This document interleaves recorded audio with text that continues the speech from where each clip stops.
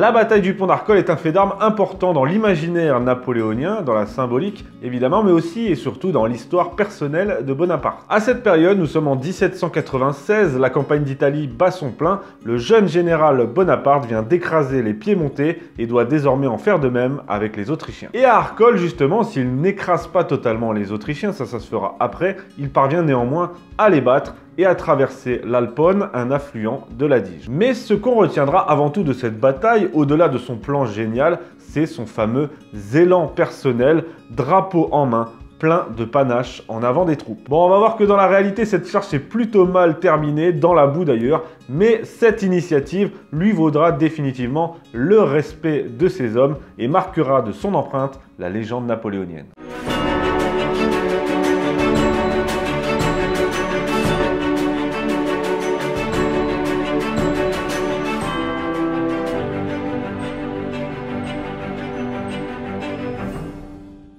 Le contexte, c'est la première campagne d'Italie déclenchée dans le cadre des guerres de la Révolution par le Directoire pour disputer l'Italie aux Autrichiens. Ce qu'on sait moins, c'est que ce front confié au jeune général Bonaparte était avant tout un front de diversion. Le gros des opérations était censé se dérouler en Allemagne avec les corps dirigés par Moreau et Jourdan. Donc en ce mois d'avril 1796, l'armée de Bonaparte n'a pas fière allure, un peu plus de 30 000 hommes, mal équipés, mal entraînés, sans souliers, il le dira lui-même, une armée de brigands. De plus, au début de cette campagne, Bonaparte est un général impopulaire. Au sein de cette armée jacobine jusqu'à la moelle, on le trouve insipide, livide, antipathique, mal peigné, bref, risible. Et pourtant, cette armée en petit nombre, sans souliers, qui ne respecte même pas son général, eh bien avec cette armée, le futur empereur va faire des miracles. Et c'est pour ça que je vous dis que la campagne d'Italie, et plus précisément la bataille du pont d'Arcole qui nous intéresse, c'est ça qui va le faire entrer dans la légende, car pour l'instant, c'est pas gagné. Les opérations commencent donc en avril 1796 lorsque les Français arrivent dans la péninsule italienne. C'est un pays complexe composé de royaumes, de duchés, de républiques. Enfin bref, je vais pas tout vous raconter dans les détails cette campagne, c'est pas le sujet principal, je le traite plus largement dans mon cours sur Napoléon, mais là je vous brosse juste le tableau. Dans un premier temps, il est question de séparer les Piémontais des Autrichiens, car Bonaparte fait face à deux armées, le Piémont et l'Autriche, deux armées disciplinées, formées, parfaitement équipées, et qu'il va ici, pour la première fois, mettre en place ce qui sera son grand système, c'est-à-dire se déplacer rapidement, attaquer vite, vaincre les ennemis séparément en empêchant leur jonction. C'est donc ce qu'il fait avec les Piémontais, qu'il écrase à Montenotte, Millesimo, puis Mondovì, ce qui les contraint à signer un armistice. Alors voilà, les Piémontais, ça c'est fait, c'est réglé. Ils se portent ensuite vers les Autrichiens, et là on va assister à la fameuse bataille du pont de Lodi, pas le pont d'Arcole, hein, le pont de Lodi, c'est une bataille qui intervient avant, qui est importante pour la suite, puisque durant cette bataille, pas du tout gagnée d'avance, ce sont les généraux qui ont donné l'exemple. Lannes, Masséna, Berthier, les généraux donnent l'exemple à leurs hommes en chargeant bravement sous la mitraille en avant, ce qui entraîne la troupe et permet la victoire. Avec cette victoire, Bonaparte continue sa route, il prend ensuite Milan, où il entre en libérateur. Toutes les provinces italiennes se soumettent, la victoire est totale et le Directoire n'en revient pas. Alors qu'en Allemagne, Moreau est en échec total, ce jeune général inconnu fait des prodiges en Italie. Mais rien n'est terminé pour autant, puisque plusieurs fois, les Autrichiens vont revenir à l'attaque, notamment pour libérer la ville de Mantoue, qui est assiégée par les Français. Ça va donc concrètement nous donner les différentes grandes phases de la campagne d'Italie. À chaque fois, une contre-offensive autrichienne égale une phase de la campagne.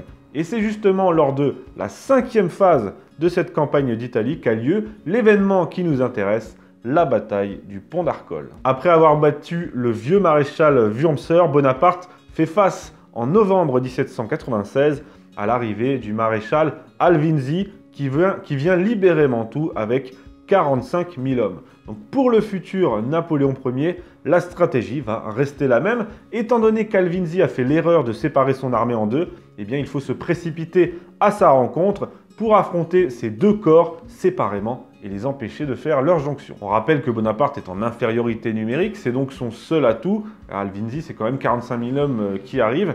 Il charge donc Vaubois de tenir la ville de Rivoli coûte que coûte, pendant que lui, Bonaparte, avec ses troupes, il part à la rencontre du gros de l'armée d'Alvinzi, avec pour but de la contourner, puis de lui couper ses routes de ravitaillement, afin ensuite de la prendre en tenaille. Bonaparte remonte donc la Dige, passe le fleuve à Ronco, puis se retrouve face au village d'Arcole, dont le pont permet de franchir l'Alpone, qui est un affluent de la Dige. Sauf qu'à Arcole, les Autrichiens l'attendent de pied ferme, solidement implanté derrière le pont. Nous sommes le 15 novembre 1796 et la bataille d'Arcole va durer 3 jours. Quand je dis que c'est Bonaparte qui arrive à Arcole, c'est pas tout à fait vrai. En fait, c'est Lannes et Augereau qui arrivent en premier avec leurs hommes et qui lancent le premier assaut. C'est une boucherie. Les Autrichiens tirent à mitraille avec leurs canons sur les Français qui sont sur le pont. Il faut reculer. D'ailleurs, Lannes est blessé 2 fois et doit aller se faire soigner en retrait du front. Là, autant vous dire que les troupes sont désespérées, personne n'a envie de se relancer à l'assaut de ce pont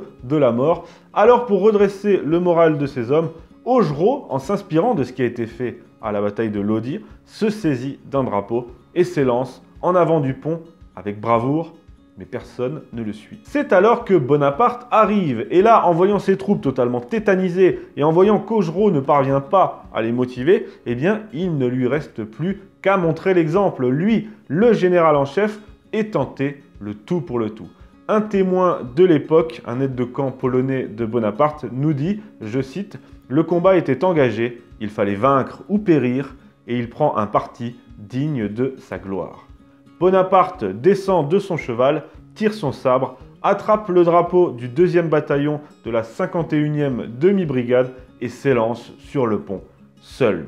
Il parvient à la moitié du pont, suivi par sa colonne, et y plante le drapeau avec panache. C'est alors que ces grenadiers, qui hésitent entre protéger leur général et battre en retraite, vu que la queue de la colonne est déjà en fuite, se saisissent de Bonaparte pour l'entraîner à l'abri. À ce moment-là, Bonaparte est en danger, son acte plein de panache n'a pas suffi à passer le pont, et dans la confusion, les grenadiers le poussent par-dessus le pont, et Bonaparte tombe dans un marais où il s'enfonce jusqu'à mi-corps. Alors que les Autrichiens arrivent et qu'il est presque encerclé, Lannes, qui est revenu de l'ambulance, s'élance à cheval avec ses hommes et dégage Bonaparte in extremis.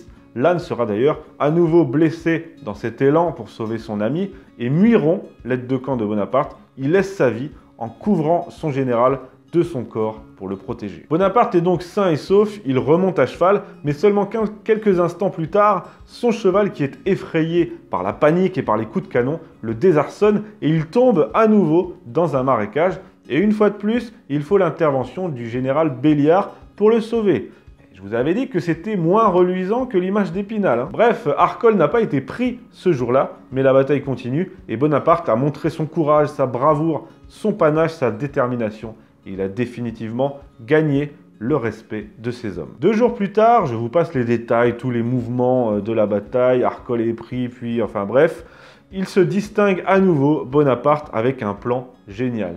Il ordonne à 25 tambours de s'éloigner du champ de bataille, puis de revenir en faisant le plus de bruit possible afin de faire croire aux Autrichiens que les Français reçoivent des renforts. Et ça marche, puisque Alvinzi, qui entend cela, croit que les Français reçoivent un important renfort. Il désorganise totalement sa défense, ce qui permet à Augereau de passer le pont et à Masséna de passer un gué de la rivière plus en amont, et afin de prendre l'ennemi en tenaille le 17 novembre. La victoire française est totale. Cette victoire, aussi importante que symbolique, permet, je l'ai dit, à Bonaparte d'entrer dans la légende, dans l'imaginaire national aussi, grâce à tous les tableaux qu'on en a fait, et de gagner le profond respect de ces hommes. C'était pas gagné de gagner le respect de cette armée, mais il l'a fait, il a montré sa bravoure, il a risqué sa vie pour entraîner ses hommes. Certes, il est tombé à 2 reprises dans les marécages, donc c'est moins reluisant que ce qu'on voit sur les tableaux, c'est sûr, mais l'initiative est là, elle est bien réelle, rien n'a été inventé. Sur le plan global de la campagne d'Italie, le siège de Mantoue se poursuit donc,